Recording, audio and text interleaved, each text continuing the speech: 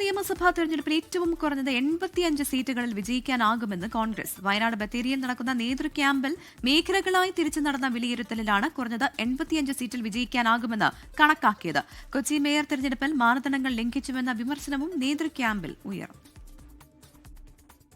കേരളത്തെ 3 മേഖലകളായി തിരിച്ചുകൊണ്ടാണ് ഓരോ നിയമസഭാ മണ്ഡലങ്ങളിലെയും വിജയസാധ്യത പരിശോധിച്ചത്.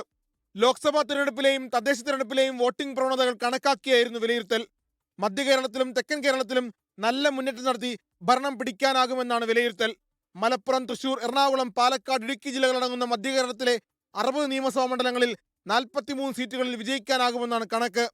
തെക്കൻ കേരളത്തിലെ 48 മണ്ഡലങ്ങളിൽ 24 ഇടങ്ങളിൽ ജയിക്കാൻ കഴിയും. വടക്കൻ കേരളത്തിലെ 32 മണ്ഡലങ്ങളിൽ 18 സീറ്റുകളിലാണ് കോൺഗ്രസ് വിജയം ഉറപ്പിക്കുന്നത്.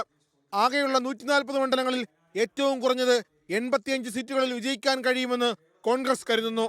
കൊച്ചി മേയർ തെരഞ്ഞെടുപ്പിൽ KPCC മാർഗനിർദ്ദേശങ്ങൾ കാറ്റിൽ പറത്തിയെന്ന് മേയർ സ്ഥാനത്ത് നിന്ന് തഴയപ്പെട്ട ദീപ്തി മേരി വർഗീസ് പരാതിപ്പെട്ടു. മേയർ സ്ഥാനം നഷ്ടപ്പെട്ടതല്ല, തെരഞ്ഞെടുത്ത രീതിയിലാണ് താൻ വിമർശനം ഉന്നയിക്കുന്നതെന്നും ദീപ്തി മധ്യമേഖലാ യോഗത്തിലെ ചർച്ചയിൽ പറഞ്ഞു.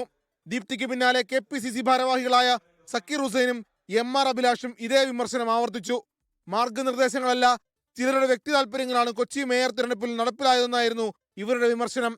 BJPയുടെ വളർച്ചയെ നിസാരമായി കാണരുതെന്ന് തെക്കൻ മേഖലാ യോഗത്തിൽ അഭിപ്രായമുയർന്നു. CPIMന്റെ സംഘടനാശേഷിയെ കുറച്ചു കാണരുതെന്നും നേതാക്കൾ അഭിപ്രായപ്പെട്ടു.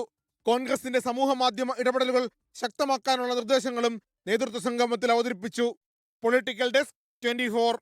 ലോകത്തെവിടെയായാലും ഏത് സമയത്തും 24 വാർത്തകളും ഓഗ്മെന്റഡ് റിയാലിറ്റി പാക്കേജുകളും എക്സ്പ്ലെയിനറുകളും വിശദമായി കാണാൻ ഞങ്ങളുടെ യൂട്യൂബ് ചാനൽ നിങ്ങൾക്ക് സബ്സ്ക്രൈബ് ചെയ്യാം.